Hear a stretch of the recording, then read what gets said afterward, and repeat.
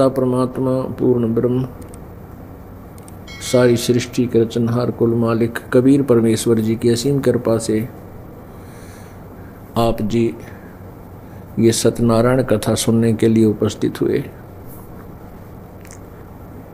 सत्यनारायण किसे कहते हैं? सत्यनारायण का अर्थ है अविनाशी परमात्मा।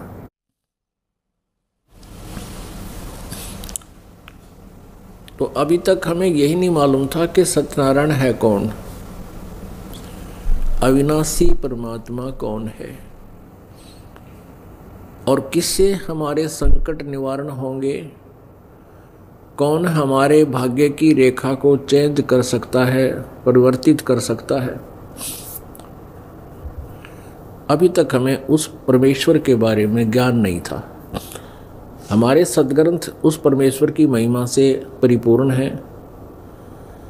वो सभी सद्ग्रंथ एक ऐसी लैंग्वेज में थे जो जन साधारण नहीं समझ सका था।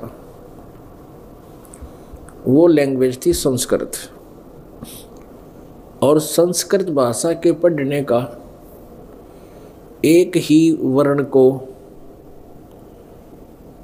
अधिकार था, ब्राह्मण वर्ण को।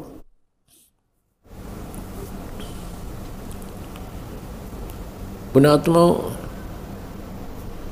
संस्कृत एक लैंग्वेज है, एक भाषा है।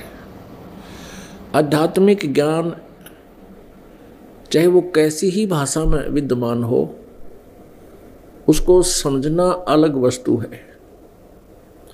कहते हैं गुरु बिन काहू न पाया ज्ञाना, ज्यों थोथा बुछड़े किसाना।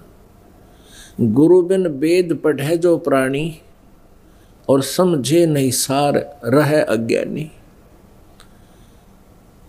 पवित्र चारों वेद बहुत पुरातन ग्रंथ है।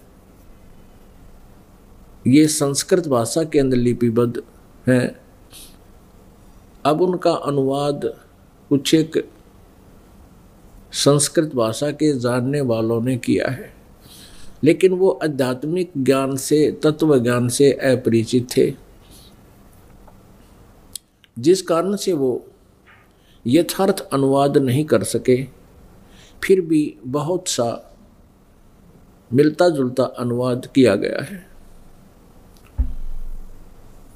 घना नहीं तो 20% उन्होंने ठीक सा 20% अनुवाद जो है वो भी लगभग ठीक किया है।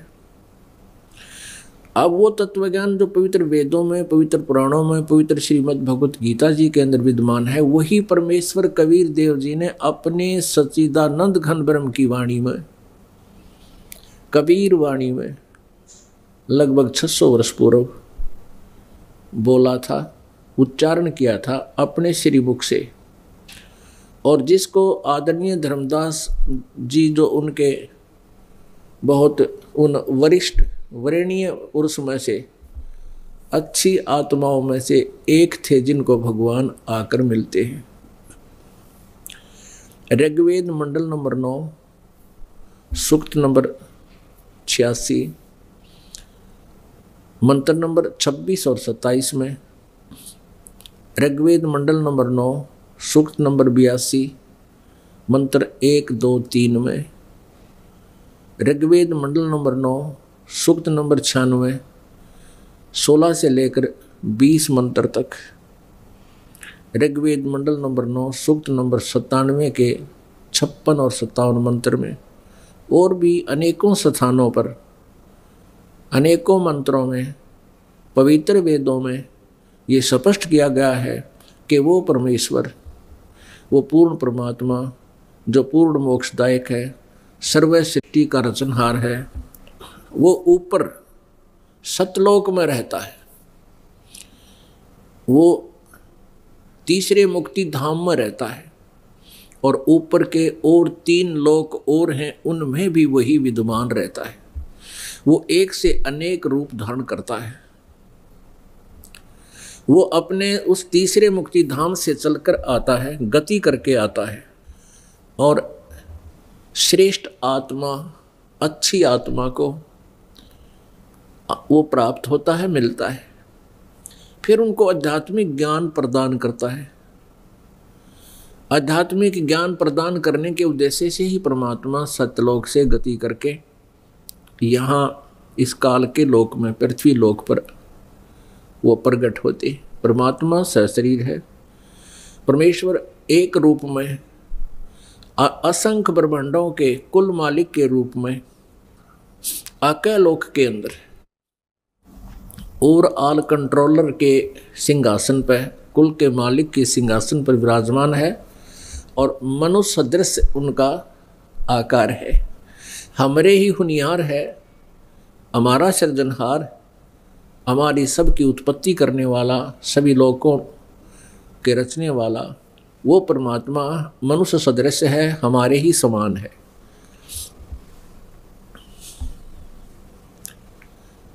वो वहाँ तख्त पर विराजमान है, बहुत बड़े गुंबज के अंदर। एक बहुत बड़ा गुंबज है, तेज पुंज का बना हुआ।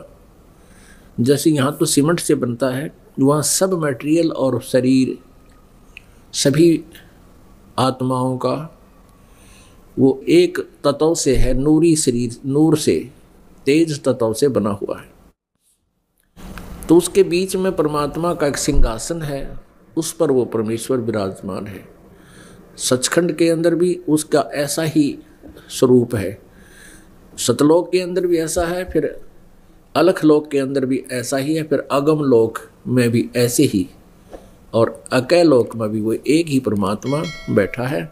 उनकी प्रत्येक लोक में उनके शरीर की रोशनी अर्थात नूर का अंतर है।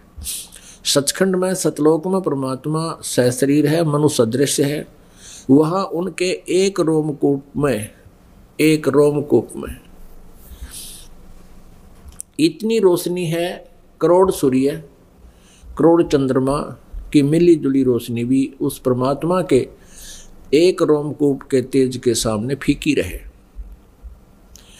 वो परमात्मा यदि उस शरीर युक्त यहाँ एज इट इज आ जावे तो हमारी सबकी आंखें उल्लू की तरह बंद हो जाएं, जैसे उल्लू सूर्य को देख नहीं सकता।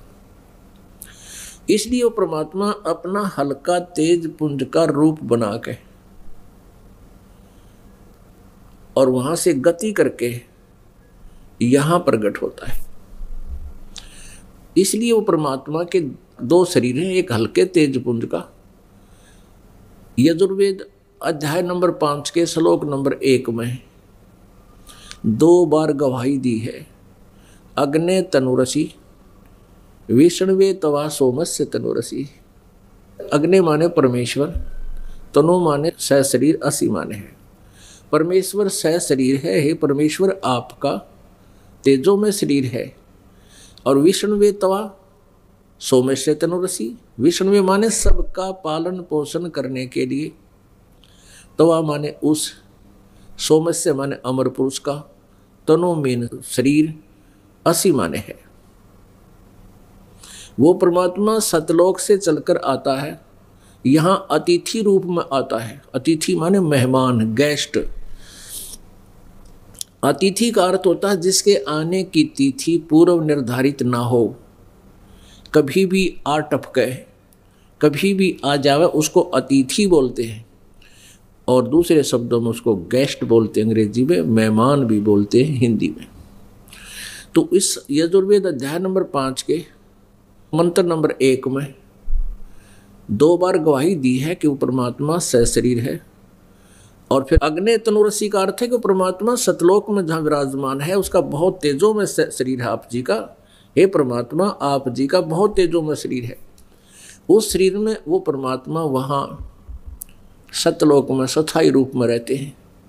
और वही परमेश्वर फिर हल्का तेज पुंज का रूप बना के अपने रूप को सरल करके इस पृथ्वी लोक पर आता है। किस लिए आता है? विष्णुवे तवा सोमस्य तनुरसी। विष्णुवे माने सबके धारण पोषण करने के लिए उस परमेश्वर का शरीर है। गीता जी अध्याय नंबर 15 के श्लोक नंबर 16 और 17 में 3 पुरुष कहे हैं, एक सरपुरुष, एक अक्षर पुरुष।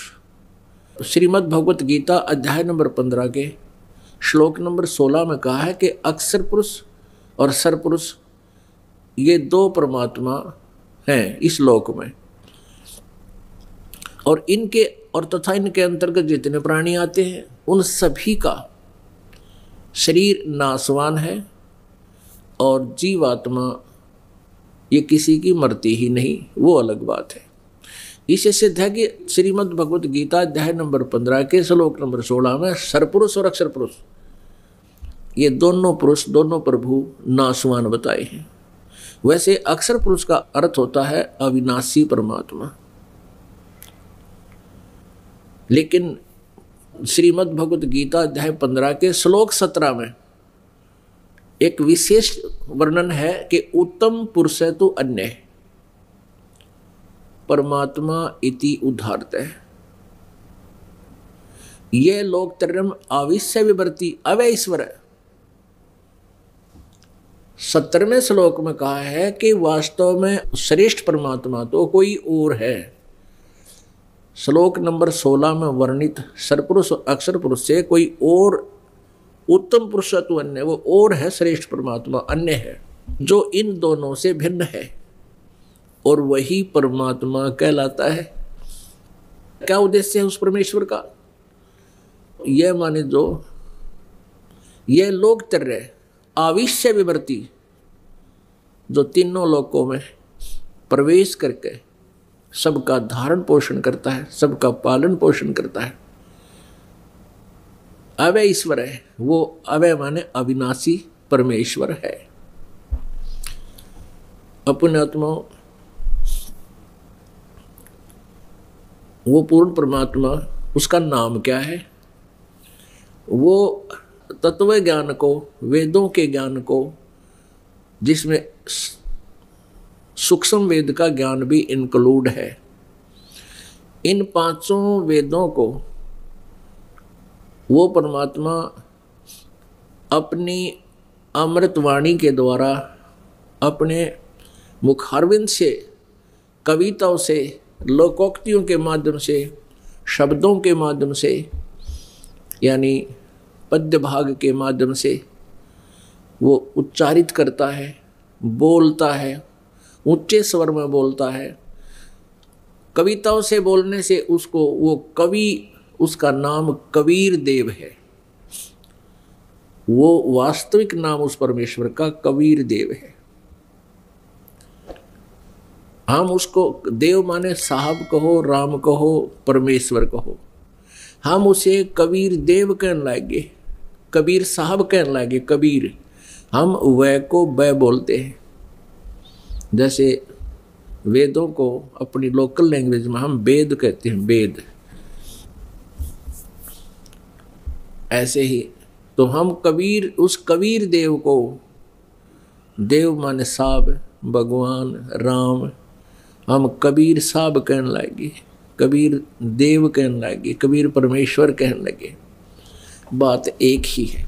तो वो परमात्मा कबीर देव है, वो कबीर साहब है, जो अंगारी असी, कबीर अंगारी असी, बम्बारी असी, सवर ज्योति रतधामा असी। वो परमात्मा बंदी छोड़ है। यजुर्वेद अध्याय नंबर 5 के मंत्र नंबर 32 में कहा कि कबीर बम्बारी असी, उसमें कबीर लिखा है, हम कबीर बोलते हैं। कबीर अंगारी असी, अंगारी माने अग माने पाप, अरि माने शत्रु, पापों का शत्रु। बम्बारी माने बम्ब माने बंधन, अरि माने शत्रु, बंधनों का शत्रु। वो बंदी छोड़ है। हम उसे बंदी छोड़ कहते हैं, जो बंद से छुड़वा दे। वो बंद को काटने वाला, बंद से छुटवाने वाला, कर्मों के बंधन से छुटवाने वाला, पाप कर्मों का नाश करने वाला। वो सवर ज्योति स्वयं प्रकाशित रतधामा सतलोक में रहता है, सतलोक युक्त है, सतलोक का वासी है। ये विवरण है यजुर्वेद अध्याय नंबर 5 के मंत्र नंबर 32 में। यजुर्वेद अध्याय नंबर 5 के मंत्र नंबर 1 में 2 बार परमेश्वर सहस्री लिखा है। अग्ने तनुरसी, इसका तात्पर्य है कि हे परमात्मा, आप जो तीसरे मुक्ति धाम में स्थिर हो, रहते हो, आपका तेजोमय शरीर है।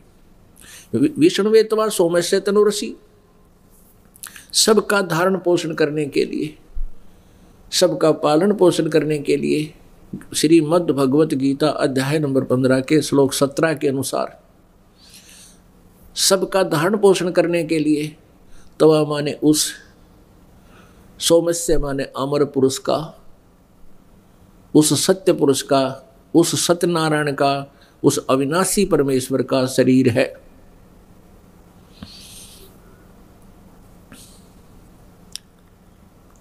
पुण्यात्माओं, हमारे सदग्रंथ बहुत ही अनमोल ज्ञान युक्त हैं। इनको ना समझने के कारण वो संस्कृत भाषा के जानने वाले जो विद्वान कहलाते थे, उन्होंने सदग्रंथों के अर्थों का अनर्थ कर डाला और सदग्रंथों को ठीक से ना समझकर परमात्मा को निराकार बता डाला। कबीर परमेश्वर जी कहते हैं वो पूर्ण ब्रह्म जो सतलोक से चलकर आए थे और ऐसी ही लीला परमेश्वर किया करते हैं, ऐसा वेद गवाही देते हैं। जिनको भगवान का साक्षात्कार हुआ, आंखों देखा, वो संत कहते हैं।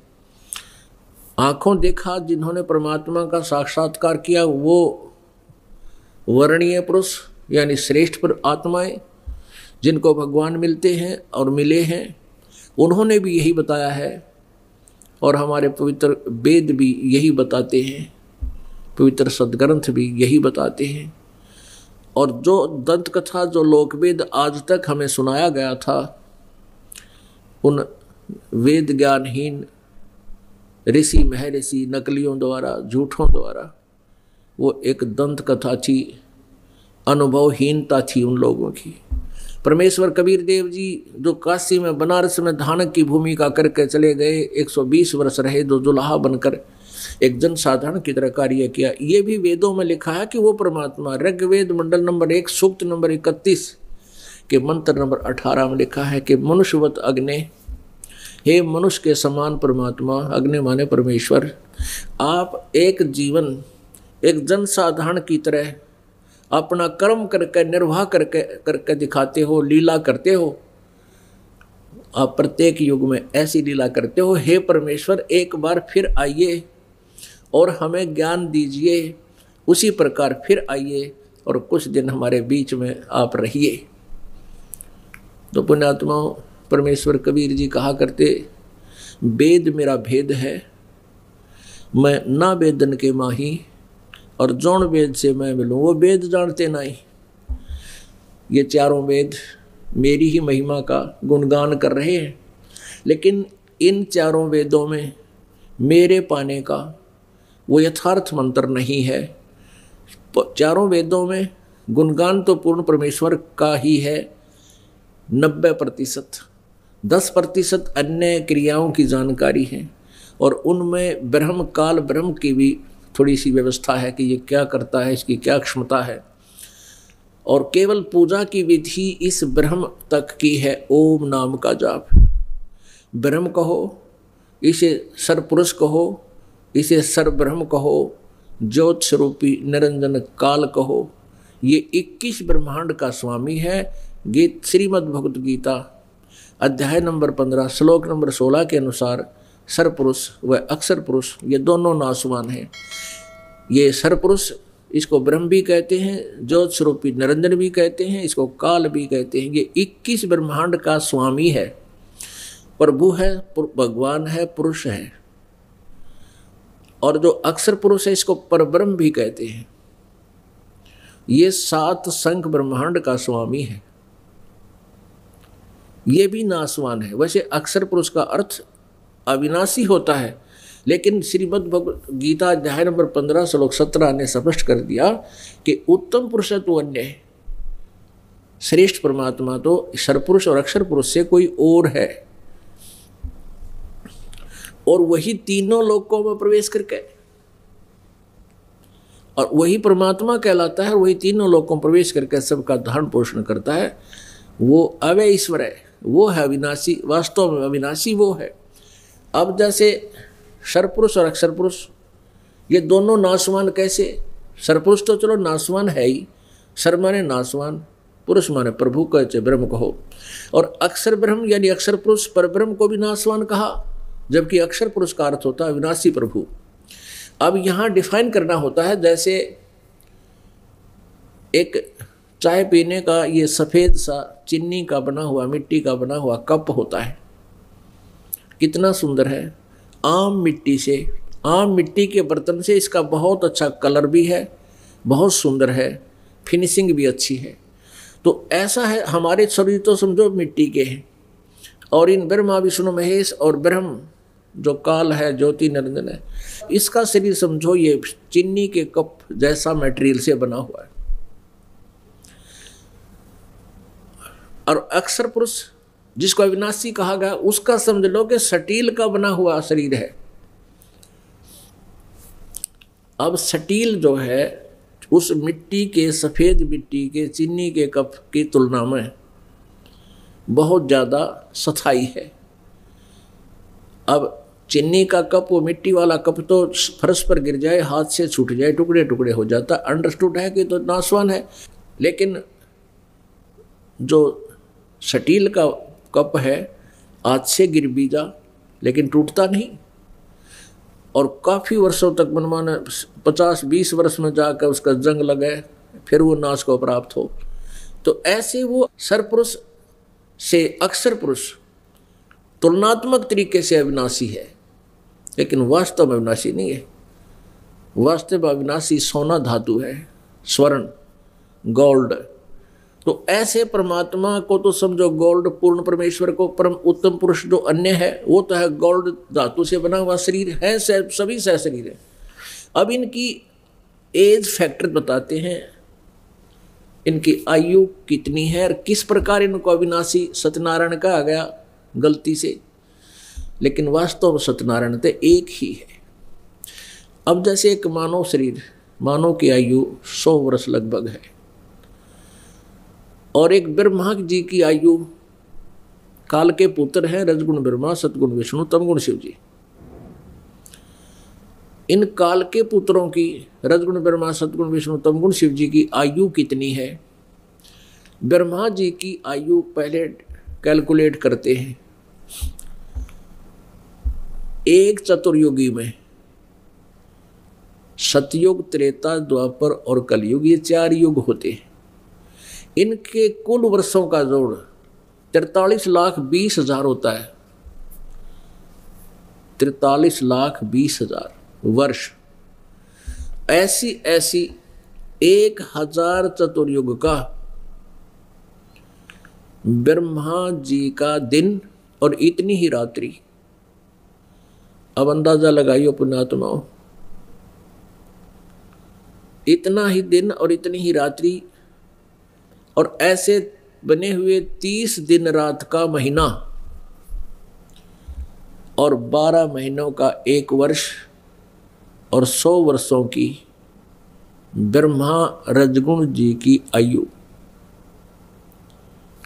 अब जब कैलकुलेट करने लगो तो बहुत लंबे चौड़े, अगर वर्ष अपने वाले मनुष्य वर्षों से गिने तो गिनती बहुत मुश्किल हो जा। इसलिए इनको ऐसे गिना जाता है, इनके ऐसे महीने वर्ष बनाए। तो ब्रह्मा जी की 100 वर्ष की आयु, ऐसे बने हुए 100 वर्ष, और विष्णु जी की इससे 7 गुना लंबी आयु, और विष्णु जी से 7 गुना स्तम गुण शिव जी की आयु जो काल का पुत्र है।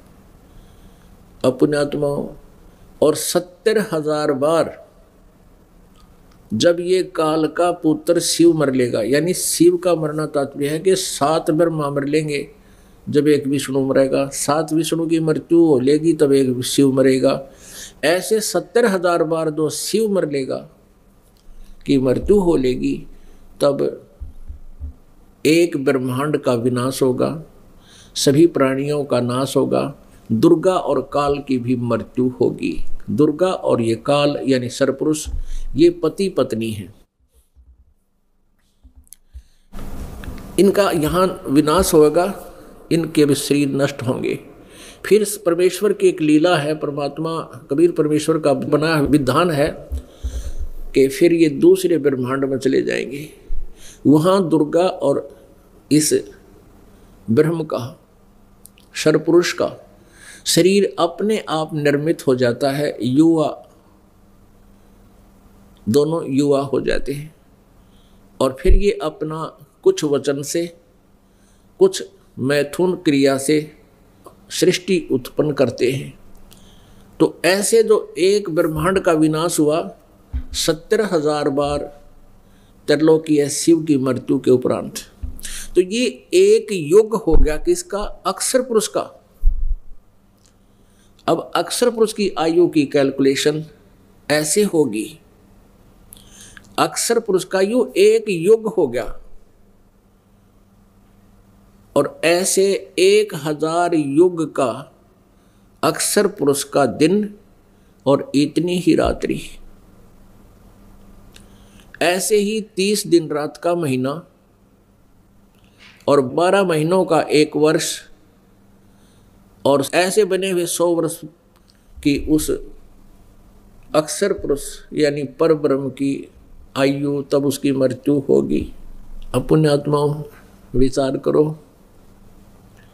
हिसाब लगाओ, सत्यनारायण कौन है? और परमात्मा कबीर जी कहते हैं कि अरबों तक ब्रह्मा मर गए और 30 करोड़ कन्हैया है, और करोड़ों तेरे शिव जी मर गए, मेरी एक नहीं पलैया। परमेश्वर जी कहते हैं कि मेरा तो एक पल भी नहीं गया है, क्योंकि वो नासवान अविनाशी हैं, नासवान नहीं है। नासवान की आयु का पलों में गिनती होती है, समय निर्धारित होते हैं, वर्षों में गिनती होती है। कहते मेरी नहीं एक पलैया। तो वो सत्यनारायण कौन है?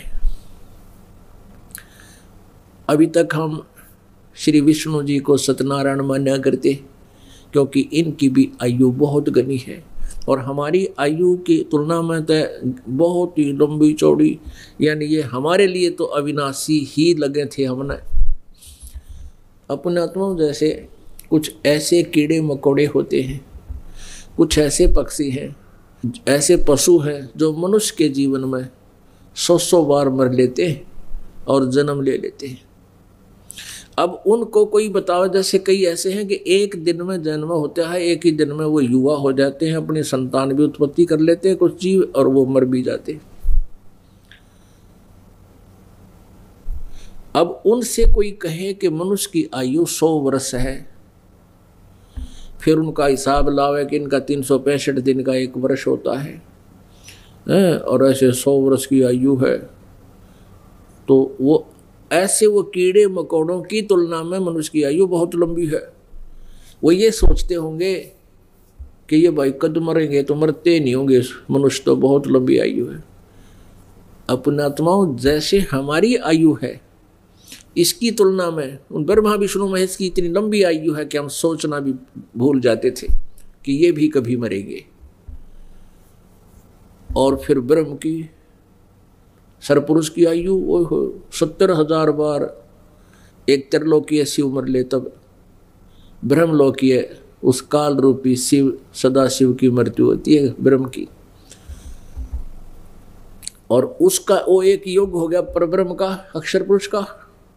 ऐसे 1000 बार यो काल मर ले जब तक तो उसका एक दिन हुआ, इतनी रात्रि, 30 दिन रात का महीना, 12 महीने का एक वर्ष, 100 वर्ष की आयु उस अक्षर पुरुष की। श्रीमद् भगवत गीता अध्याय नंबर 15 के श्लोक नंबर 16 में जो सर पुरुष और अक्षर पुरुष बताए, उनकी आयु ओहे। और फिर भी मृत्यु, एती उम्र बुलंद मरेगा अंतरे, क्योंकि कोई सतगुरु लगे न कान न भेंटे वो संतरे।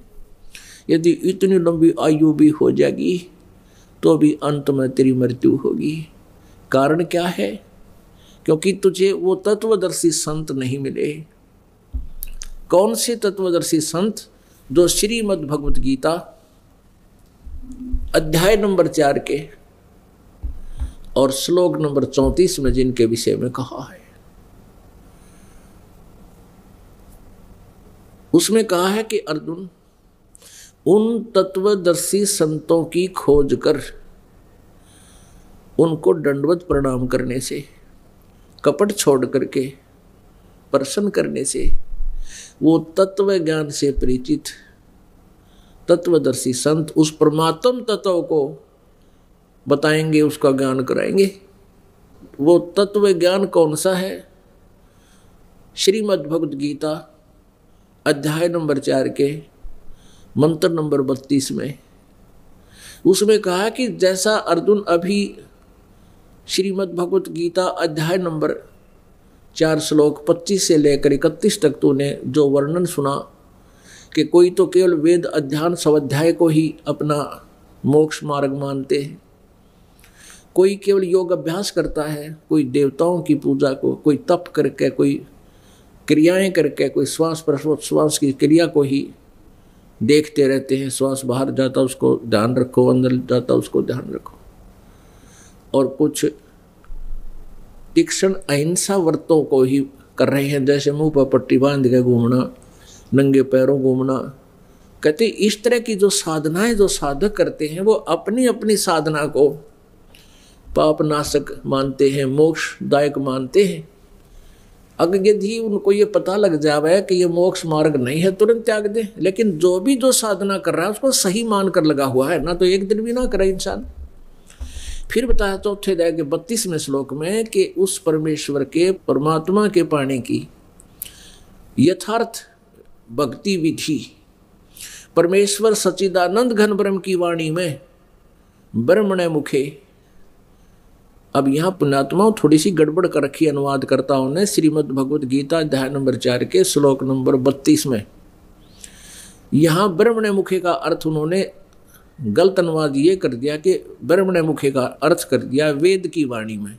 नहीं, ब्रह्मणे माने सच्चिदानंद घन ब्रह्म की वाणी में, उसके मुखे माने उसके मुखारविंद से उच्चरित वाणी में, उनके मुख कमल से बोले गए ज्ञान, उस तत्व ज्ञान में बहुत विस्तार से कहे गए हैं।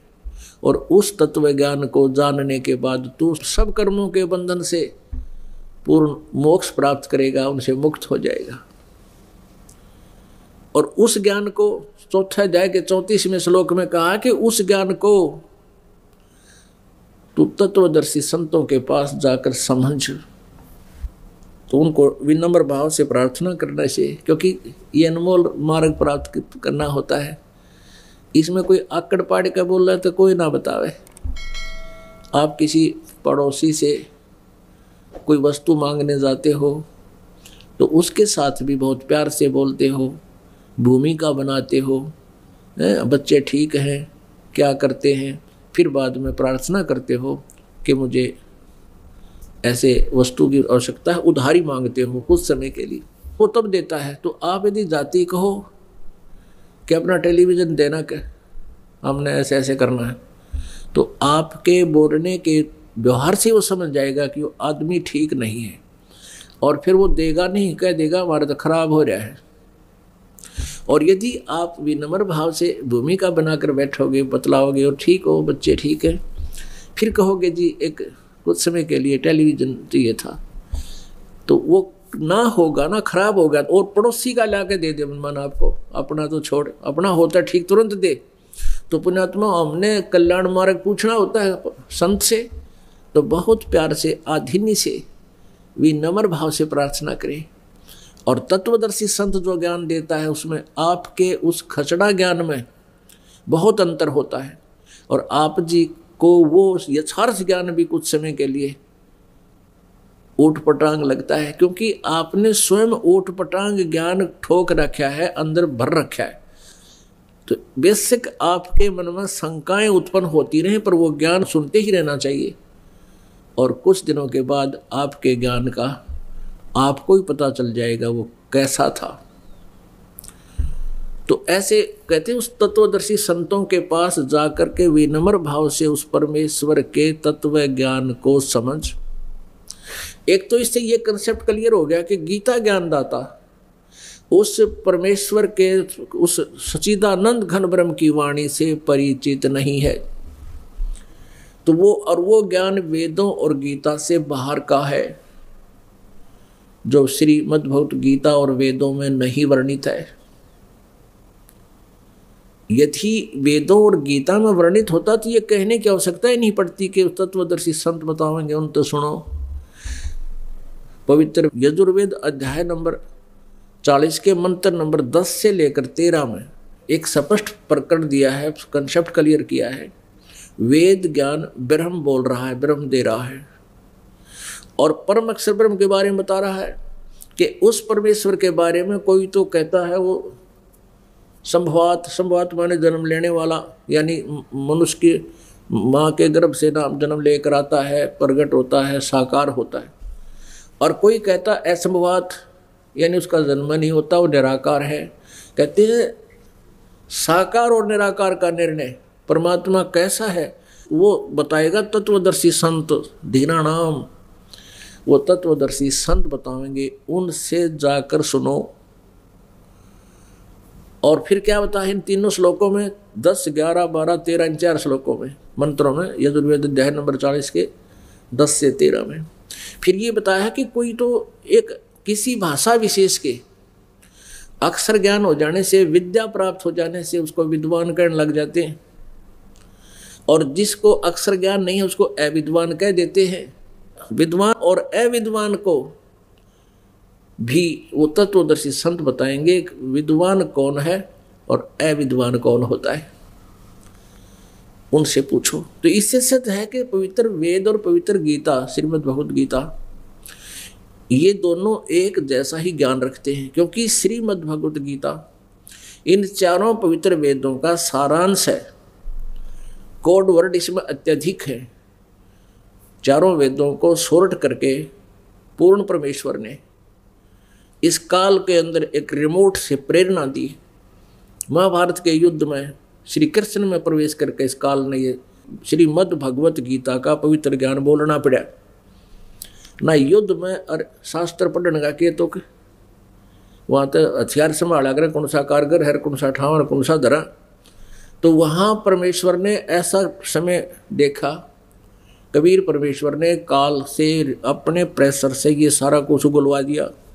ना कोई कहा करे मैं काल हूँ, कसाई भी ना कहो मैं कसाई हूँ, डाकू भी ना कहो मैं डाकू हूँ, वो भी शर्माया करे। तो इससे कहा दिया 11वें अध्याय के 32वें श्लोक में कि मैं काल हूँ और सबको खाने के लिए आया हूँ, और मेरा ओम नाम है। श्रीमद् भगवत गीता अध्याय नंबर 8 के मंत्र नंबर 13 में ओम इति एकाक्षरम ब्रह्म व्यवहारन माम अनुसमरण यह प्रयाति तजन देहम स याति परमाम गतिम। गीता ज्ञान दाता ये काल बोल रहा श्री कृष्ण में प्रवेश करके कि मुझ ब्रह्म का केवल एक ओम अक्षर है, नथिंग एल्स, और कोई भी मेरा मंत्र पूजा का नहीं है। और ये प्रयाति तजन देहम, जो शरीर छोड़ते समय इसका नाम स्मरण करता हुआ जाता है ओम नाम का, स याति परमाम गतिम, वह ओम नाम से मिलने वाली जो लाभ है, गति है, वो मेरी परम गति उसको प्राप्त होता है। और साथ में इसने ये भी बोल दिया 17वें अध्याय के श्रीमद् भगवत गीता अध्याय नंबर 17 के श्लोक नंबर 23 में स्पष्ट कर दिया कि ओम तत्सत इति निर्देश ब्रह्मणे त्रिविध समर्थ है। ब्रह्मणे माने सच्चिदानंद घन ब्रह्म का, यानी उस परम अक्षर ब्रह्म का, उसको पाने का। ओम और तत् और सत ये 3 प्रकार का मंत्र है, इसी के जाप करने का निर्देश है, सिमरने का निर्देश है। ये 3 विधि से सिमरन होता है, इसका 3 विधि से। अपने आत्मा थोड़ा सा आपको दिखाते हैं सदग्रंथ, तब हम समझ सकेंगे, परमात्मा को पहचान पाएंगे। आज परमेश्वर ने पूरे विश्व में मानव समाज को शिक्षित करवाया है। पुण्यात्मा लाखों वर्ष बीत गए, मनुष्य को केवल अपने रोजी रोटी तक ही सीमित रखा इस काल ने। कोई भक्ति करना चाहता है तो ब्रह्मा विष्णु महेश की या मंदिर मस्जिद गुरुद्वारों में जाओ और अपना मत्था टेको, कर्म बिगाड़ो और मृत्यु को प्राप्त हो जाओ, जन्म खराब करके जाते रहो। और पहले शिक्षा नहीं थी। आप इतिहास उठा के देख लो पीछे, अगर कभी किसी युग में शिक्षा रही है तो केवल एक वर्ग, एक ही वर्ण, ब्राह्मण वर्ण ही इन शिक्षा का अधिकारी रहा है। और वो फिर अपना जो सदग्रंथों को उन्होंने समझा उसके आधार से आगे प्रचार करते थे। अन्य जनता अपने रोजी रोटी में लगी रहती थी और ऋषि महर्षि उनको जा जाकर सत्संग सुनाया करते थे, वचन सुनाया करते थे, परमात्मा की महिमा बताया करते थे। उनसे सुनकर जैसा भी उनसे ज्ञान हुआ, आम व्यक्ति केवल भक्ति अवश्य करता था, लेकिन अक्षर ज्ञान नहीं था। जिस कारण से आज तक ये अनमोल खजाना हमारे सदग्रंथों में रखा हुआ हमें हाथ नहीं लगा। जो संस्कृत पढ़ने वाले थे उनको आध्यात्मिक ज्ञान नहीं था, वो तत्व ज्ञान नहीं था, सच्चिदानंद घन ब्रह्म की वाणी का ज्ञान नहीं था, उस सच्चिदानंद घन ब्रह्म की वाणी का ज्ञान नहीं था जो जिसके विषय में श्रीमद् भगवत गीता अध्याय नंबर 4 के श्लोक नंबर 32 में कहा है कि बहुत विस्तार से और बहुत अच्छे प्रकार से बहुत से यज्ञ यानी धार्मिक अनुष्ठानों की विधि उस सच्चिदानंद घन ब्रह्म की वाणी में वर्णित है। और उसको जानने से तो फिर सदा के लिए कर्म बंधन से मुक्त हो जाएगा। और वो ज्ञान तत्वदर्शी संत बताएंगे चौथे अध्याय के 34वें श्लोक में। फिर उस तत्वदर्शी संत की पहचान बता दी 15वें अध्याय के प्रथम श्लोक में कि जो उल्टे लटके हुए संसार रूपी वृक्ष के सब विभाग बता देगा। तना कौन भगवान है, डार कौन भगवान है, शाखा कौन है, जड़ कौन है, सवेदवित वो तत्वदर्शी संत है, वह वेद के तात्पर्य को जानने वाला है। परमेश्वर कबीर देव जी ने 600 वर्ष पहले ये अपनी रचना का आप ही ज्ञान दिया था। अक्षर पुरुष एक पेड़ है और सरपुरुष उसकी डार और तीनों देवा शाखा हैं, ये पात रूप संसार। और परम अक्षर ब्रह्म वो जड़ है, वो मूल है, जो वृक्ष बाहर दिखाई देता है, उससे जो ना दिखाई देता उसका पार्ट प्रोक्ष है, जो गुप्त है वो मूल है, जमीन के अंदर है। तो परमेश्वर ने अपने महिमा आप पर बताई। अक्षर पुरुष एक पेड़ है, जो जमीन से बाहर जो तना दिखाई देता है वो तना तो समझो अक्षर पुरुष है। श्रीमद् भगवत गीता अध्याय नंबर 15 के श्लोक 16 में और 17 का जो वर्णन है वो बताते हैं। और सरपुरुष वा की डार, जिसे ज्योति निरंजन भी कहते हैं,